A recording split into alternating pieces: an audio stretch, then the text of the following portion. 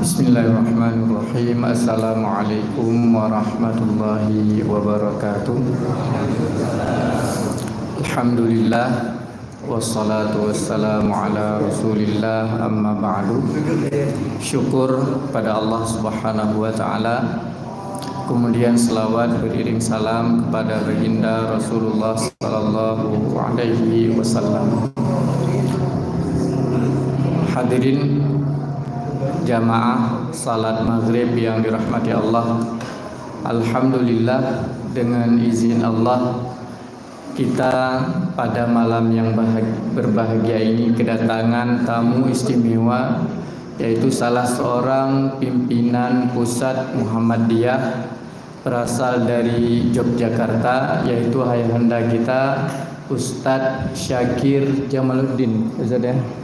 Alhamdulillah, selamat datang kita ucapkan di masjid kita ini. Yang perlu kami sampaikan bahwa masjid kita ini peletakan batu pertamanya oleh Bapak Din Syamsuddin. Alhamdulillah, dan sekarang juga mungkin salah seorang dari pimpinan pusat Muhammadiyah sudah datang lagi kemari, dan kita doakan semoga sering-sering datang berkunjung ke kita, memberikan tausiah, saling silaturahim, sehingga memperkuat persyarikatan kita Muhammadiyah di seluruh Indonesia insyaallah. Langsung saja kita persilahkan ayahanda kita Ustadz Syakir untuk memberikan tausiah, taujihat dan wejangan untuk kita bersama ini jamaah kita Masjid Taqwa Muhammadiyah Juhiba. Dan pimpinan cabangnya Bapak Zainuddin, itu beliau. Alhamdulillah, dan kepada Bapak kami persilakan dengan segala hormat.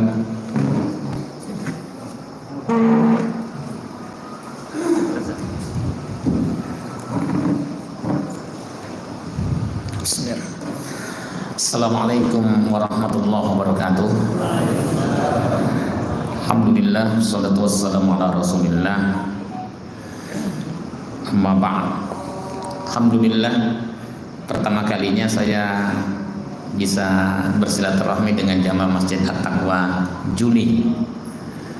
Juli tetangganya Agustus di Biren ya, Aceh. Alhamdulillah, mudah-mudahan seperti yang dikatakan oleh Ustaz Safrizal tadi, bukan yang pertama dan terakhir kalinya. Supaya silaturahmi kita manfaat, saya langsung saja di Muhammadiyah itu kalau mau melihat ukuran jalan sukses itu adalah dari pengajian. Nah, pengajiannya itu semuanya di masjid, memakmurkan masjid, dan kemudian langsung memberdayakan jamaah masjid,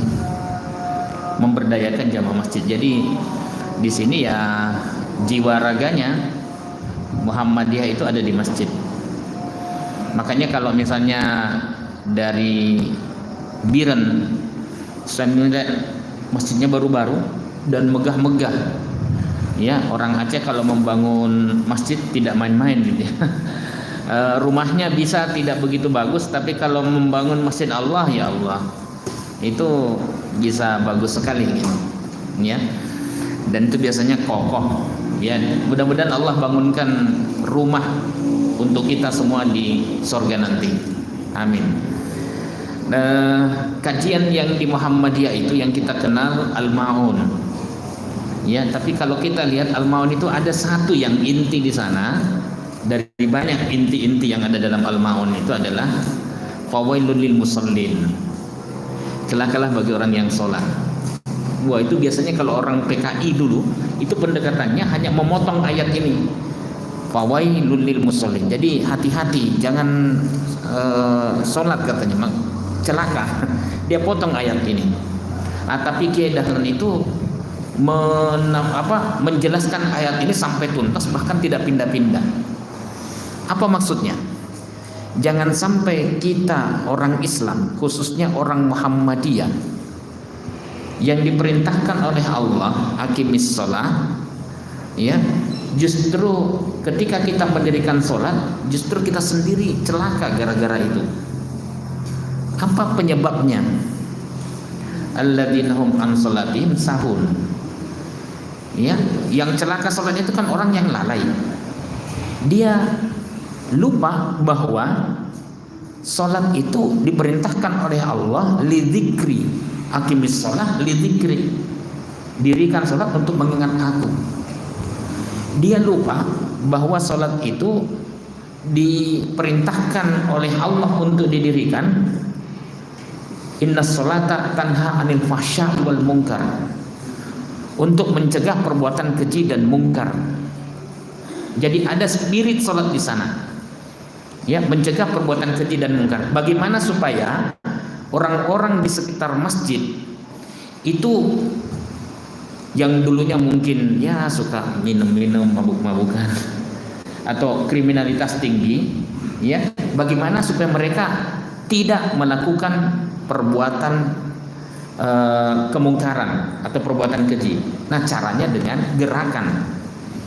Kalau tetangga-tetangga di masjid kita makmurkan, nah itu gerakannya Muhammadiyah di situ. Makanya dia sosial dan pendidikan, ya, pada awalnya, dan rumah sakit, kesejahteraan juga kan. Nah, kalau mereka makmur, insya Allah kriminalitas bisa ditekan. Apalagi kalau kita suka nyah-nyoh, kata orang Jawa, suka memberi itu loh, ya, suka memberi. Itu nanti orang yang tadinya preman itu bisa lembut gara-gara kita nyah-nyoh itu. Kita jadi katanya tidak usah kita tinggi-tinggikan pagar rumah kita. Justru yang kita lakukan adalah memagari rumah dengan sedekah. Makanya ada hadis itu yang mengatakan, ya, walaupun hadisnya sebenarnya palsu, sedekah itu bisa mencegah perbuatan kejahatan, ya. Jadi itu. Nah, itu spiritnya. Nah, kemudian Kiai Dahlan itu mengajarinya dari bab salat. Sebab kata Nabi sallallahu alaihi wasallam, fa in saluha sairu amali. Apabila salatnya bagus, maka baguslah seluruh amalannya. Wa in fasadat, namun apabila salatnya rusak, fasada sairu amali, maka rusaklah semua amalannya. Loh, kok ada orang yang salat tapi maksiat jalan terus? Siapa yang salah? Tentu kita sebagai orang yang beriman tidak mungkin Allah yang salah.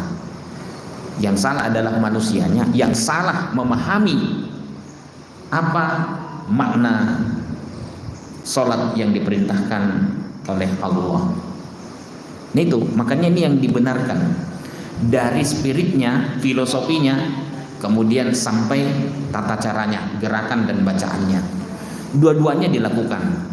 Memperbaiki arah kiblat, karena kalau di Jogja itu kelihatannya lurus, tapi sebenarnya tidak selalu dia lurus dengan jalan, ya. Nah, setelah diukur, karena Kiai Dahlan memiliki kemampuan itu, maka dia ukur. Belum ada Google. Kalau Google kan gampang sekarang, ya, keluarkan handphone kemudian selesai, ya. Nah, dia ukur betul-betul, wah ini kita ke sini nih, tidak ke arah Ka'bah ini, ya. Maka kemudian diluruskan. Nah, itu di situ perjuangannya. Jadi tidak hanya sekedar ke arah barat, ya, tapi ke arah Masjidil Haram. Nah, itu yang dilakukan. Ya, ada penentangan, termasuk sholat di lapangan waktu itu, ya. Tapi itu setelahnya Kiai Haji Ibrahim, setelah Kiai Dahlan. Tapi yang dibenahi oleh Kiai Dahlan itu adalah sholatnya. Sholat itu yang berpengaruh tanha 'anil fahsya'i wal munkar. Nah, tata caranya juga diajarkan dari sejak takbir. Nah, kalau Nabi SAW berarti klop. Kiai Dahlan adalah ulama, al-ulama warasatul anbiya. Itu yang kita lakukan. Nah, saya termasuk mencoba, karena saya orang hadis. Saya bukan ahli hadis, saya peneliti hadis, ya. Saya katakan saya bukan ahli hadis, saya peneliti hadis.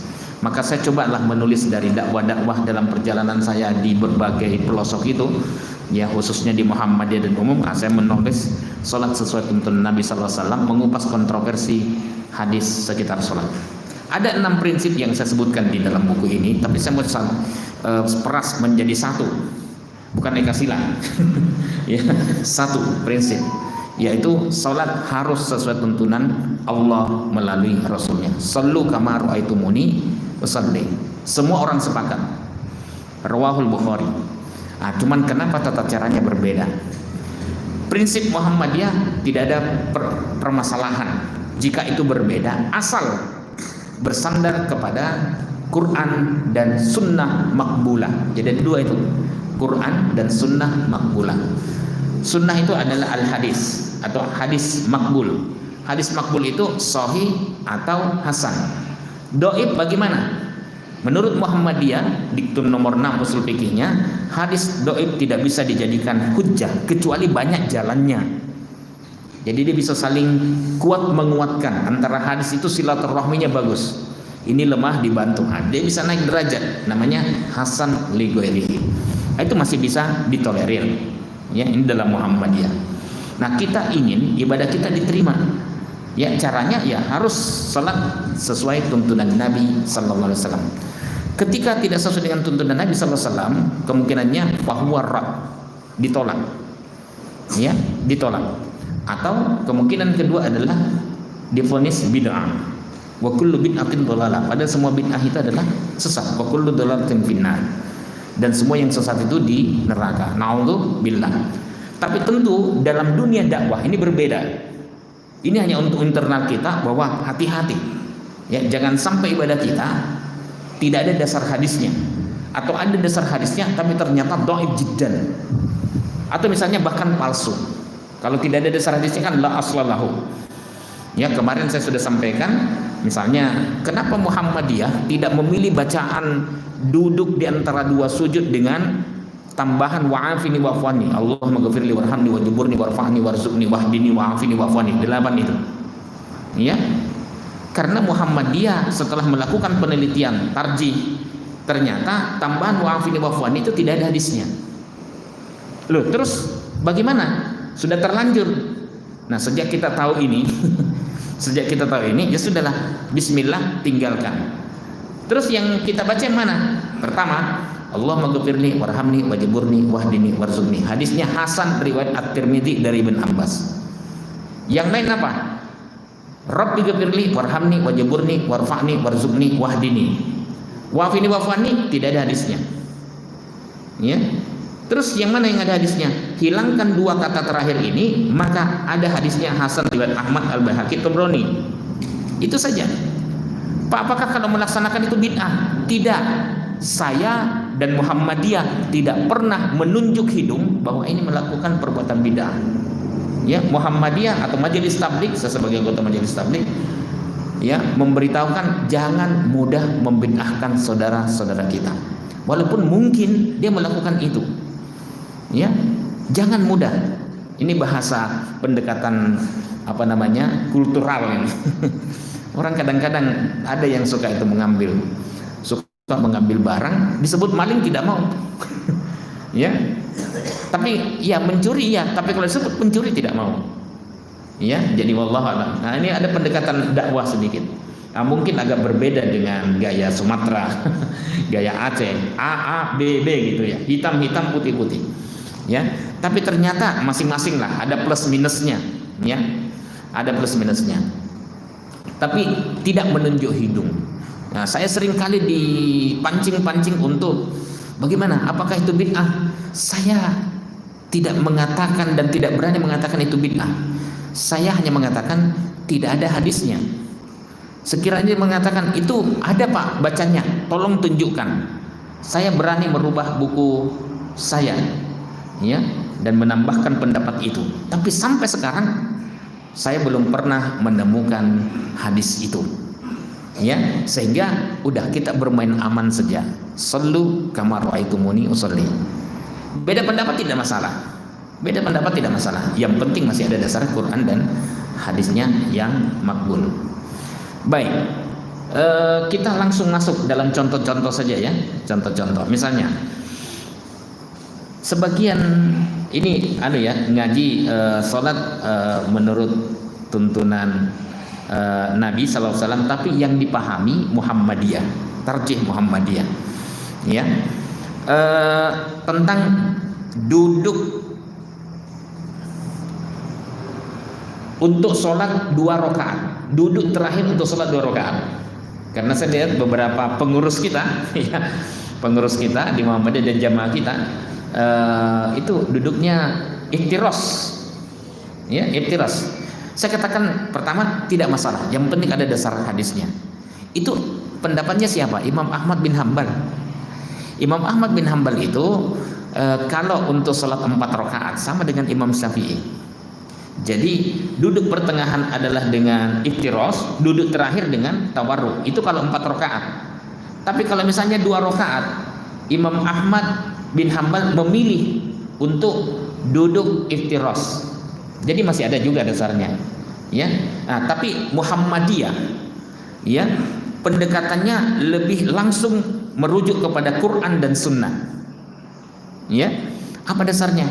Nah, saya bacakan dalam buku, tapi di tarjih juga disebutkan karena saya sebagiannya mengambil dari tarjih, tapi saya konfirmasi dengan hadis.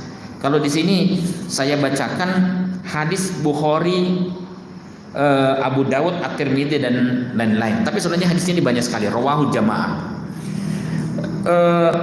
Abu Humaid, ketika Abu Humaid As-Sa'idi berdiskusi tentang sholat bersama para sahabat, beliau berkata, ana kuntu ahfadzakum li sholati Rasulillah sallallahu alaihi wasallam. Saya benar-benar hafal, ya, menjaga betul, ingat betul salatnya Rasulullah sallallahu alaihi wasallam. Nah, saya potong karena hadisnya panjang. Wa idza jalasa fi rak'atain, apabila beliau duduk pada rakaat kedua, jalasa ala rijlihil yusra, beliau duduk di kaki kirinya, wa nasabal yumna, dan menegakkan yang kanan. Oke. Wa idza jalasa fi rak'atil akhirah, namun apabila beliau duduk pada rakaat yang terakhir, qaddama rijlahul yusra, beliau ajukan kakinya yang kiri, wa jalasa ala maq'adatihi, dan duduk di tempat duduknya. Saya praktekkan saja. Ini bisa dicabut? Ya, tapi bisa dipahami penjelasan saya tadi, ya. Oke. Baik. Dengan dasar ini, maka Muhammadiyah mengatakan kalau duduk pada rakaat terakhir, di hadis-hadis ini itu tidak ada mengatakan wa idza jalasa fi rak'atil arba'ah, apabila duduk pada rakaat keempat. Enggak. Penegasan hadis Abu Humaid As-Sa'idi ini, wa idza jalasa fi rak'atil akhirah atau fi rak'atil akhirah, duduk yang paling terakhir, qaddama rijlahul yusra, yang tadinya, ya, ini apa? Sorry. Ya, baik. Saya gini, ya. Yang halo. Oke. Ya. Baik, dua-duanya saja. Punya HP. Punya HP, oke. Nanti baik. Jadi tadinya begini, qaddama rijlahul yusra, beliau ajukan kakinya yang kiri, wa nasabal yumna, ya. Nah, kaki kanannya ini tetap tegak, kemudian jalasa ala maq'adatihi. Ini karena persoalan berat asam ulang deh. Dan beliau duduk di tempat duduknya. Jadi dia ajukan itu, ya. Oke. Jadi di penjelasan fatwa majelis tarjih disebutkan rakaat pertama, kalau sholatnya itu hanya 1 rakaat, kalau sholatnya hanya 2 rakaat, 3 atau 4 rakaat, kalau itu memang duduk terakhir, duduknya tawarruk.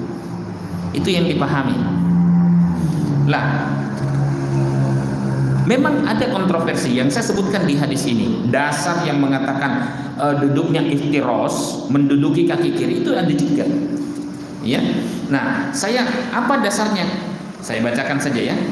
Meskipun memang hadis di atas berbicara tentang sholat 4 rakaat, namun karena penekanan kalimat yang digunakan sangat jelas, wa idza jalasa fi rak'atil akhirah, maka bahkan An-Nasa'i menyebutkan fi rak'atainil lataini tanqadi fihi mas-shalah, pada rakaat kedua yang ia akan menyelesaikan sholatnya. Redaksi An-Nasa'i, ya. ia geser kaki kirinya dan duduk di sisinya mutawarrikan secara tawarruk, lalu salam. Oke. Maka menurut tarjih di sini bisa disebutkan duduk tasyahud pada rakaat terakhir berdasarkan hadis Abu Humaid As-Sa'idi, ya, 2 rakaat, 3 rakaat atau salat 4 rakaat dengan tawarruk. Ya, nah, inilah pendapat yang paling kuat yang dipilih oleh mayoritas ulama seperti Imam Asy-Syafi'i, Al-Bukhari, Ibn Hazm dan lain-lain.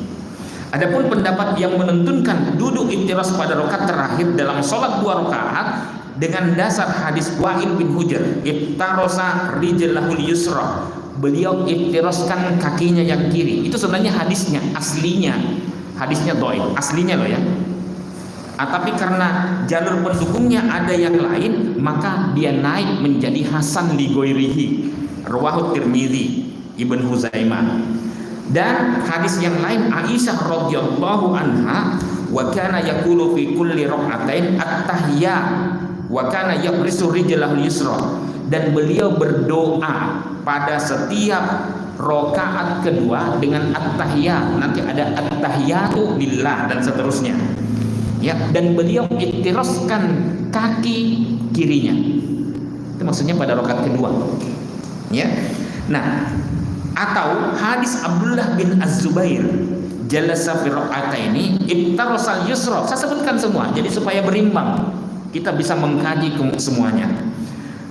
Apabila beliau duduk pada rakaat kedua, iftarasal yusra, beliau iftiraskan, dia bentangkan kaki kirinya. Hadis riwayat Ibn Hibban. Apalagi hadis mauquf, ingat ya, mauquf itu hadis yang penyandaran akhirnya hanya sampai kepada sahabat. Kebetulan di sini Ibnu Umar. Perhatikan semuanya tidak rinci. Karena apa? Tidak menyebutkan secara spesifik sebagai duduk tasyahud akhir. Hanya disebutkan jalasa fir raka'atain, duduk pada rakaat kedua. Rakaat kedua ini akhir atau pertengahan? Tidak disebutkan akhir atau pertengahan, tidak ada penyebutan itu. Ibnu Umar hanya menyebutkan, ini kata Ibnu Umar, min sunnatis shalah an tudji'a atau antak tarisa rijlakal yusra wa tansibal yumna. Kamu iftiraskan kakimu yang kiri dan menegakkan yang kanan. Hadis sahih riwayat Ad-Daraqutni, Abu Dawud. Tapi dalam Sunan An-Nasa'i bab kaifal julus litasyahhudil awal, bagaimana cara duduk tasyahud awal, hadis ini disinggung.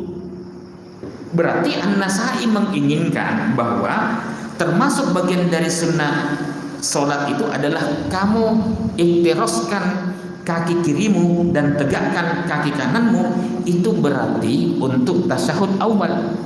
Karena judul di atasnya bagaimana cara duduk tasyahud awal, hadis ini muncul. Jadi begitu cara memahami. Bukhari juga menyinggung hadis ini, Malik juga menyinggung hadis ini, Imam Malik. Nah, saya lanjut. Al-Bukhari dan Imam Malik menyebutkan latar belakang sababul wurud hadis ini, yang termasuk sunnah salat adalah kamu iftiraskan kaki kirimu. Bahwa ketika Abdullah bin Umar, cucunya Ibnu Umar, anaknya Abdullah bin Umar yang masih muda, meniru cara duduk bersila, yatarabba, bapaknya, ia malah ditegur dengan hadis di atas. Ditegur dengan hadis ini. Termasuk sunnah salat itu adalah kamu iftiraskan kakimu yang kiri dan tegakkan telapak kakimu yang kanan. Ini teguran untuk Abdullah bin Umar. Tapi Abdullah juga mempertanyakan cara duduk bapaknya. Loh, innaka taf'alu dzalik, sesungguhnya Andalah yang melakukan itu. Jadi namanya anak itu kan ngeyel sama bapaknya kan. Ya, makanya kadang-kadang kalau saya mau titip nasihat, saya titip sama gurunya. Tolong dinasihati anak saya begini. Karena bapaknya kadang-kadang tidak mempan. Ya kadang-kadang kita meminjam lisan orang lain untuk menyampaikan kebaikan untuk ini. Baik, saya lanjut. Nah, inilah yang menyebabkan duduk dan sujudnya Ibnu Umar yang sudah uzur tidak sesuai dengan sunnah. Apa sih kata Ibnu Umar? Inna rijalaya la tahmilani. Ini yang jarang direkam. dalam buku-buku yang lain. Loh, Anda kok duduknya malah duduk ya tarobba, duduk sila. Jadi begini cara duduknya. Siapa namanya? Ibnu Umar. Ya. Ketika sujud, menuju sujud dulu. Ibnu Umar itu ada dua hadis. Satunya lutut dulu, kemudian baru tangan. Nah, satunya lagi hadisnya tangan dulu, baru lutut. Nanti kalau kita baca Subulus Salam atau misalnya Bulughul Maram, Ibnu Hajar lebih cenderung menguatkan yang meletakkan tangan lebih dahulu baru kemudian lutut. Karena ada dokumen Ibnu Umar. Lah Ibnu Umar itu kalau menuju sujud tangan dulu baru dokumennya yang dipakai. Oke? Jadi kan hadis saling dukung mendukung, akhirnya disimpulkan. Ya, baik. Nah, jadi ada dua. Nah,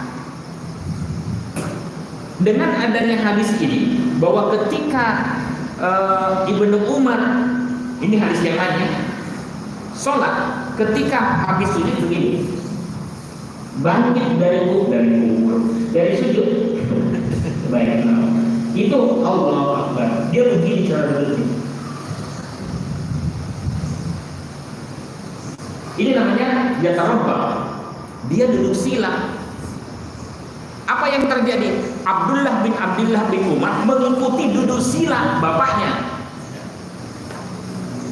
Pas duduk sila begitu, habis selesai salam, bapaknya negur, min sunnatis sholat, termasuk sunnah sholat itu, kalau duduk dalam sholat adalah kamu iftiroskan kaki kirimu dan tegakkan telapak kaki kananmu. Apakah Ibnu Umar melaksanakan seperti itu waktu itu? Tidak. Dia duduknya sila. Namanya anak ditegur, dia balik. Loh, innaka, justru Anda yang melakukan duduk sila itu. Saya hanya mencontoh, namanya kan pendidikan, anak itu kan peniru nomor 1 kan. Setelah itu, alasan Ibnu Umar kepada anaknya, inna rijlayya la tahmilani, karena sesungguhnya dua kakiku tidak mampu menopang aku. Makanya dia duduknya sila. Loh, karena orang yang berat badan yang luar biasa, kemudian punya asam urat, wah, itu kalau lutut duluan, seperti ada paku yang siap menancap di kedua lutut. Ya mungkin Bapak Ibu mudah-mudahan tidak pernah terkena asam urat. Bahasa Arabnya asam urat apa namanya? Asam urat. Dokter dia. Ya. Ini adik kelas saya tapi lebih pagi sebenarnya daripada saya. Ya.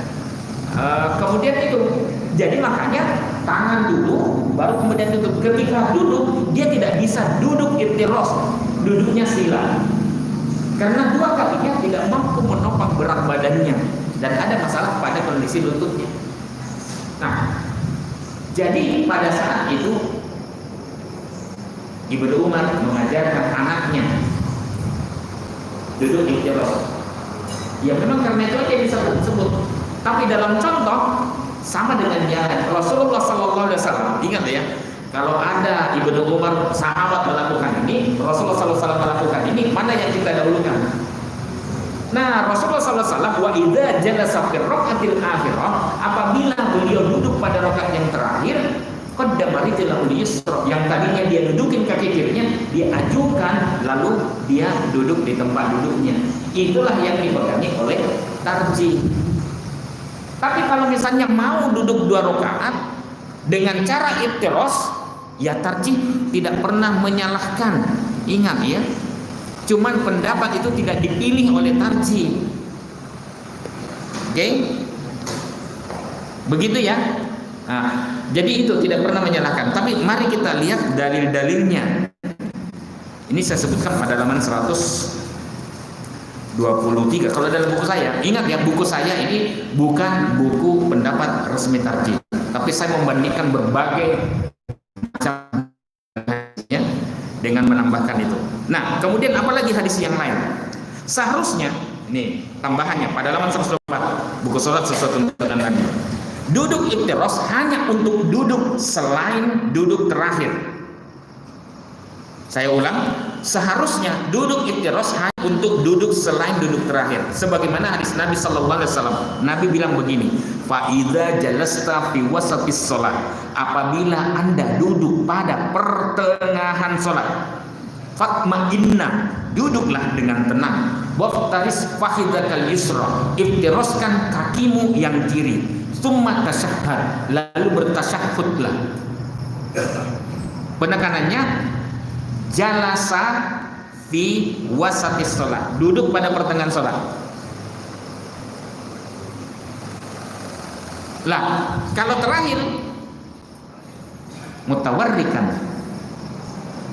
iya kan? Nah, jadi itu kira-kira kenapa kemudian kalau kita gabung-gabungkan, ini hadis hasan riwayat Abu Dawud dari Rifa'ah bin Rafi. Oh, kalau begitu kita bisa pahami.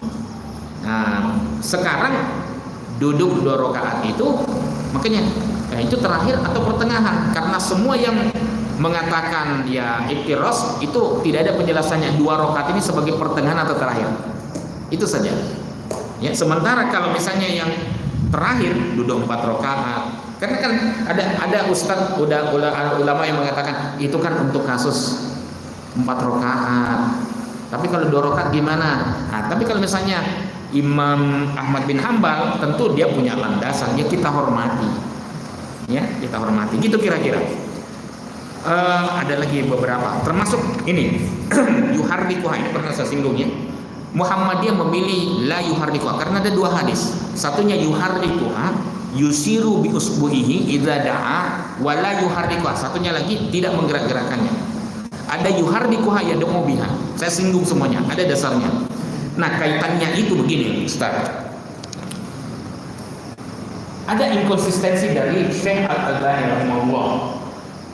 Ketika dia mengatakan bahwa yang kuat itu adalah hadis yang meletakkan kedua tangan lebih dahulu baru kemudian lutut. Dia pokoknya mengkritik keras yang hadis yang meletakkan lutut lebih dahulu daripada kedua tangan. Hadisnya dhaif. Katanya karena melalui siapa itu? Asim bin Kulayb bin Syihab an abihi an Wa'il bin Hujr. Asim bin Kulayb bin Syihab an abihi dari bapaknya itu memang ulama sepakat hadis ini dhaif kalau melalui itu dan hanya 1 jalur. Walaupun saya buktikan ada jalur yang lain sehingga bisa saling kuat menguatkan. Pokoknya intinya dhaif karena melalui syarif dan seterusnya. Nah, sekarang ketika dia menyinggung ini Syekh Al-Albani ya, kita hormati, saya juga dulu Al-Albanian.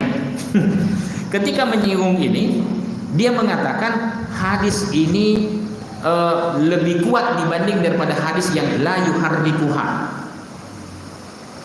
Nah, masalahnya hadis yang menggerak-gerakkan telunjuk itu melalui Asim bin Kulayb bin Syihab an abihi, yang barusan dia dhaifkan ketika menyinggung masalah lutut lebih dahulu baru kemudian tangan. Tadi jadi sudah dhaifkan. Nah, karena Syekh Al-Albani tahu bahwa Asim bin Kulayb bin Syihab ini dari bapaknya tidak bisa naik derajat kalau tidak ada pendukungnya. Setelah itu dia cari pendukungnya, ketemu orang yang menggerak-gerakkan telunjuk, lahi asyaddu 'ala syaitan minal hadid. Sungguh hal itu dirasakan sangat sakit oleh setan dibanding daripada cambukan dari besi. Nah, ini hadis pendukungnya. Tetapi ternyata dalam silsilatul ahadits dhaifah wal mawdu'ah, silsilah hadis dhaif dan palsu karangan dia yang panjang itu, dia sebutkan hadis yang mengatakan menggerak-gerakkan telunjuk itu bisa membuat setan lari terbirit-birit. Dia katakan hadisnya dhaif jiddan. Kenapa dhaif jiddan? Karena melalui Katsir bin Zaid. Saya sudah jelaskan ini ada inkonsistensi. Katakan ketika lahi asyaddu 'ala syaitan minal hadid, itu sebenarnya saya sudah dhaifkan karena melalui Katsir bin Zaid. Katsir bin Zaid. Nah, setelah itu dia menyinggung hadis yang setan lari terbirit-birit gara-gara ini. Dia lupa bahwa itu juga melalui Katsir bin Zaid. Ya, yang mungkin perlu penelitian lagi. Tapi intinya Muhammadiyah akhirnya memilih untuk la yuharrikuha. Di samping ada hadis mengatakan la tuharrikil hasab bis shalah, jangan engkau gerak-gerakkan kerikil dalam salat karena butuh tumanina. Jadi cuma cerita singkat saja. Saya pernah ngajar dan tinggal di panti asuhan. Teman saya Furqon Tohar, dia kebetulan pahamnya begini. Sama-sama di muallimin padahal. Ya, saya antem. Di tengah kami itu ada anak yatim itu. Ya, kemudian pas bergerak begitu, dia tertarik. Langsung dia tangkap. Kebetulan kita juga baru melihara lele gitu. Dia tangkap, begini-begini tangannya. Saya bilang ya Allah. Ya, akhirnya dia cubit tangannya si anak itu. Oh jangan mas, wah saya mau tertawa gitu. Tapi karena dalam sholat nggak boleh. Itulah jangan menggerak-gerakan. Tapi saya yakin menggerak-gerakan itu pun karena dia yakin ada hadisnya, tidak ada masalah. Cuman Muhammadiyah akhirnya memilih tumanina ketika tasyahhud. Ya, karena hadis-hadis pendukungnya itu ternyata statusnya dhaif jiddan. Tapi kalau misalnya statusnya bukan dhaif jiddan, dia masih bisa saling menguatkan antara satu hadis dengan yang lain. Jadi rumusnya hadis-hadis kalau tidak begitu lemah maka bisa saling menguatkan. Tapi kalau hadis-hadis dalam status dhaif jiddan, maudhu'kah atau misalnya ada pemalsu hadis, maka tidak bisa naik derajat menjadi ini. Nah itu kalau misalnya perbedaan-perbedaan yang tidak dalam sholat sih tidak masalah ya. Kalau dalam di luar sholat, misalnya ada juga begini, zikir mengeraskan bacaan, pernah nggak dilakukan oleh Nabi Sallallahu Alaihi Wasallam? Saya katakan pernah. Untuk apa? Untuk mengajari sahabat supaya sahabat tahu apa bacaan. Bahkan di dalam sholat zuhur asar pernah dikeraskan oleh Nabi Sallallahu Alaihi Wasallam supaya sahabat tahu ini loh bacaannya. Setelah sholat juga pernah dikeraskan. Itu hadisnya sahih. Ya. Cuman apakah itu berlangsung terus menerus? Ternyata tidak. Ya, tidak. Jadi itu kira-kira. Khilafiyah seperti ini masing-masing ada dasarnya lah. Tapi bacanya sekarang, ketika kita selesai sholat, doanya baik. Istighfar ya, astagfirullah, astagfirullah, astagfirullah. Oke, 3 kali. Setelah itu apa bacanya? Sama-sama? Ya, boleh.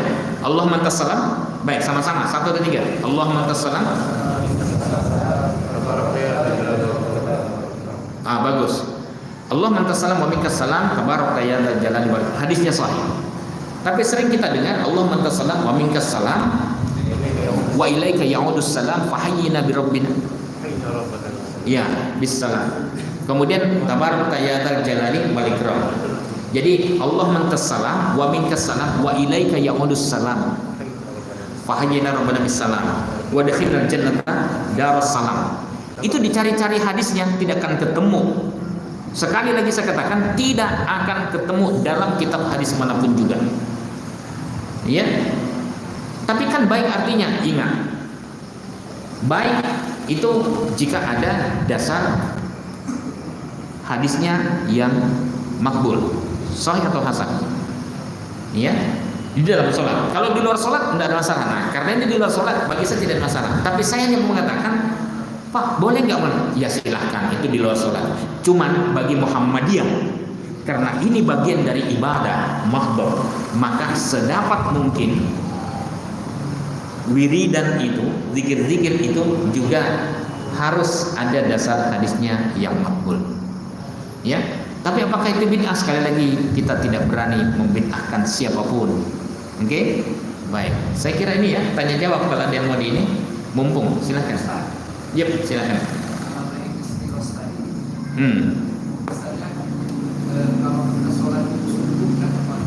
Betul. Betul.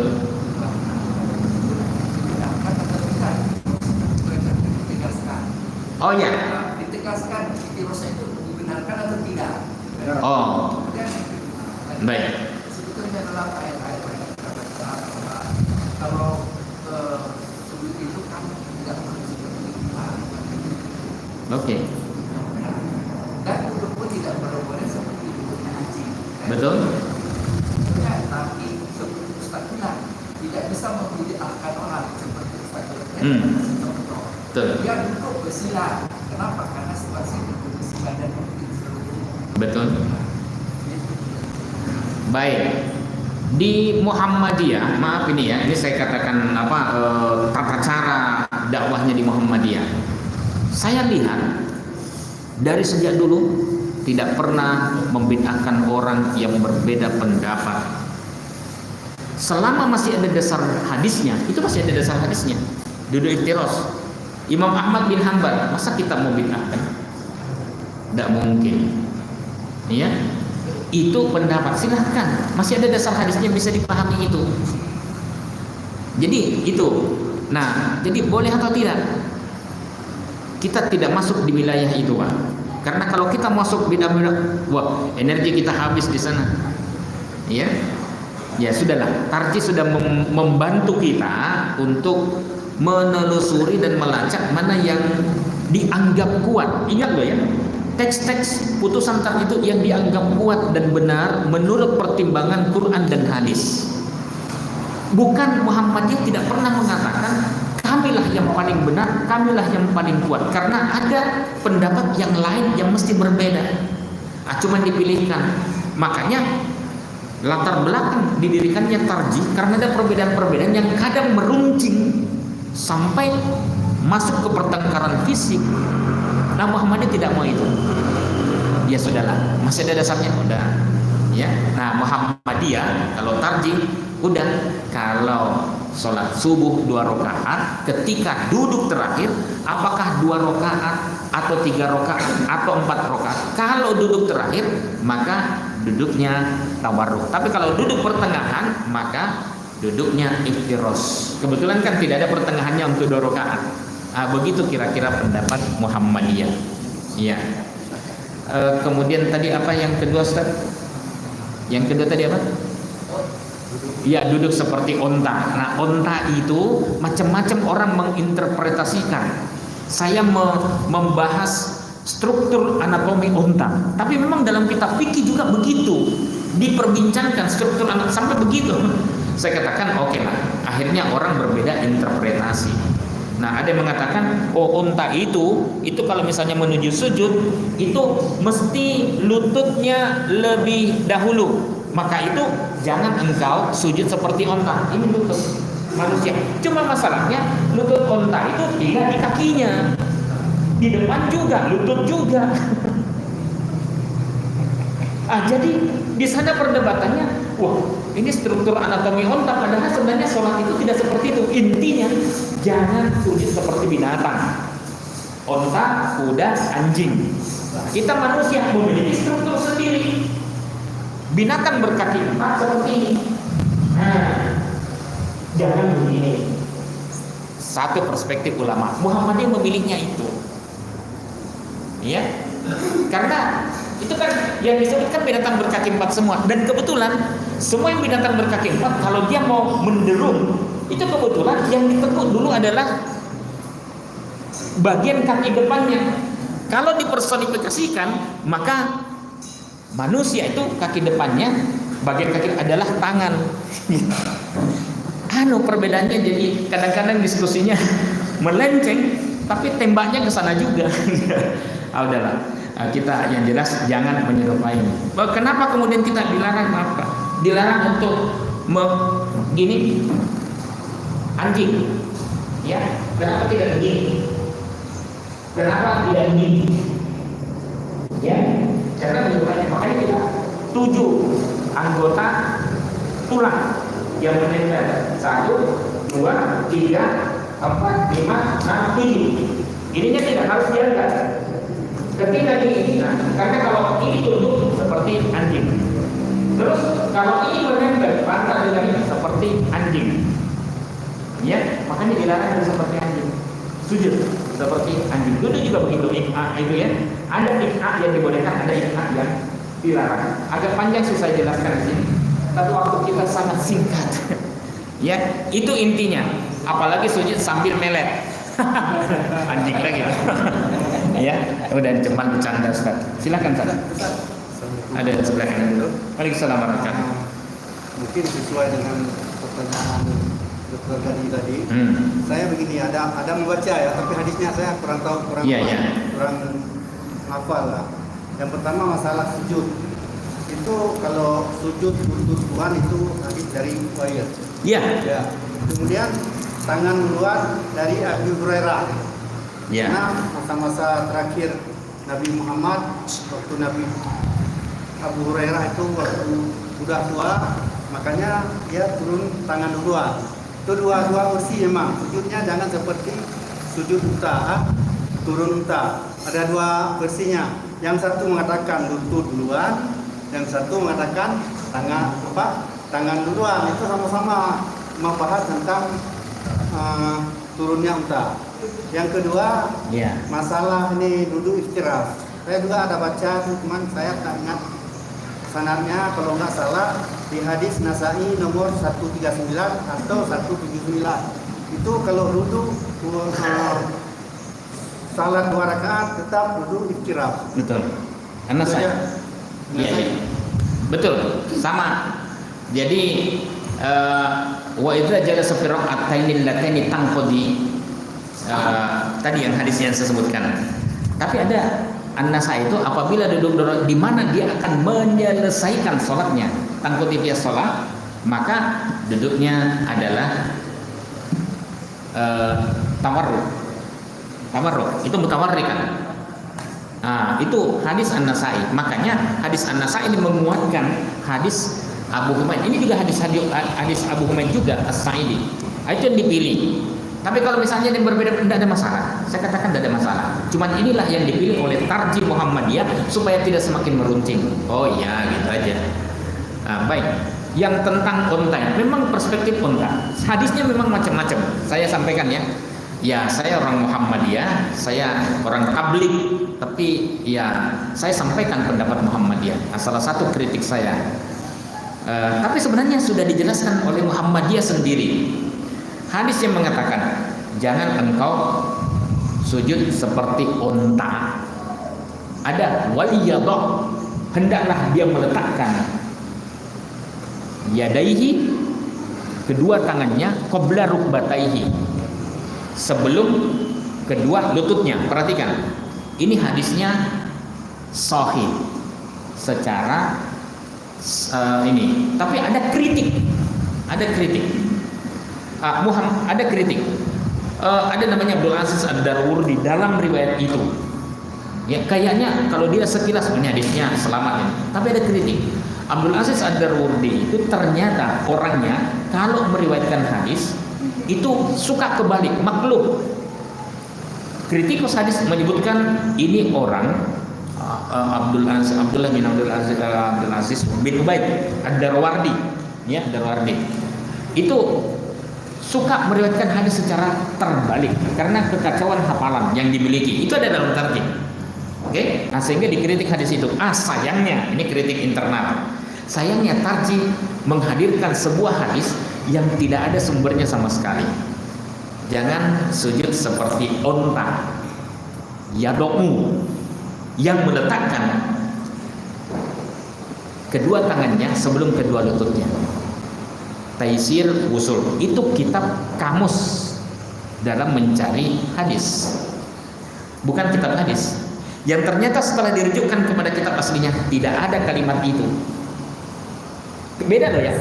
Jangan duduk, jangan sujud seperti onta, dan hendaklah kamu sujud dengan meletakkan kedua tangan lebih dahulu. Itu perbincangannya. Nah, tarjih yado bukan waliyado, itu mensifati cara ngambruknya onta. Jadi beda. Nah, saya katakan itu tidak ada hadisnya. Ternyata sudah pernah dijelaskan dalam fatwa tarjih itu keliru hadisnya. Yang benar adalah waliyadok. Hanya saja waliyadok yadaihi qabla rukbataihi itu maklub hadisnya menurut Ibnul Qayyim Al-Jauziyah. Oke? Nah, jadi ada sandaran kitabnya. Nah, makanya itu dipilih. Ya. Sampai sekali lagi berbeda, tidak ada masalah. Jangan gara-gara berbeda begini kemudian ada saudara kita tidak boleh sholat di sini. Ya, jangan, tidak boleh. Ya, energi ini yang berlebih ini harus, masih ada dasarnya supaya kita semakin banyak kitab yang kita baca. Begini. Tapi kita harus sampaikan ini loh pendapat tarjih Muhammadiyah. Gitu ya. Makanya Muhammadiyah tidak pernah bertengkar dan tidak pernah pecah kongsi. Ya. Ya. Betul sekali. Sama kira-kira. Kita ingin ibadah kita yang sesuai dengan sunnah.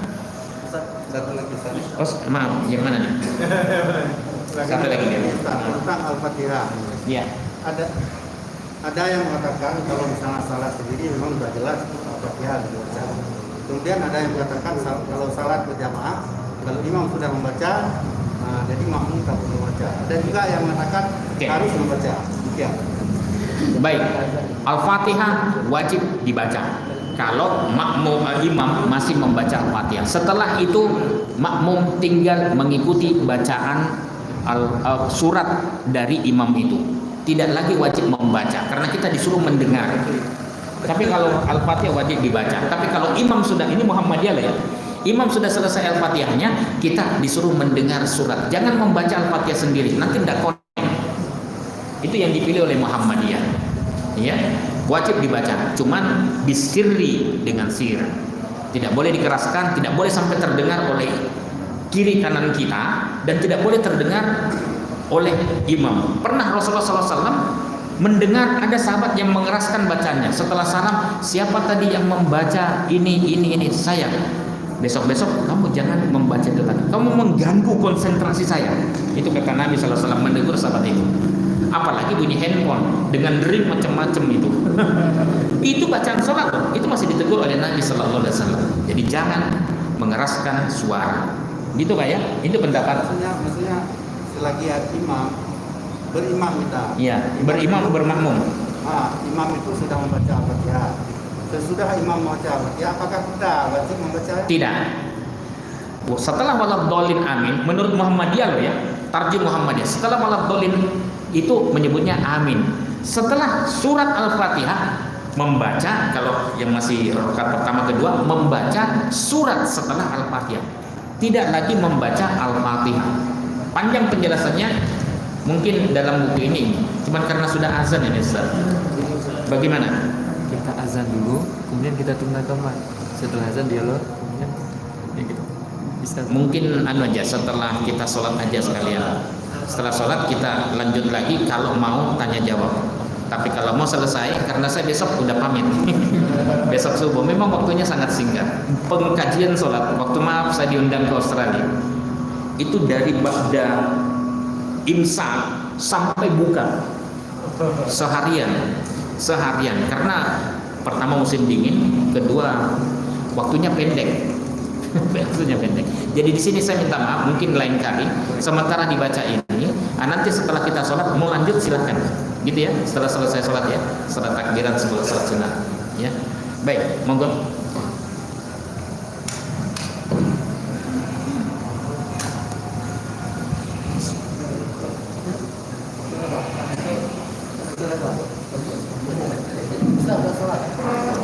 Oh iya,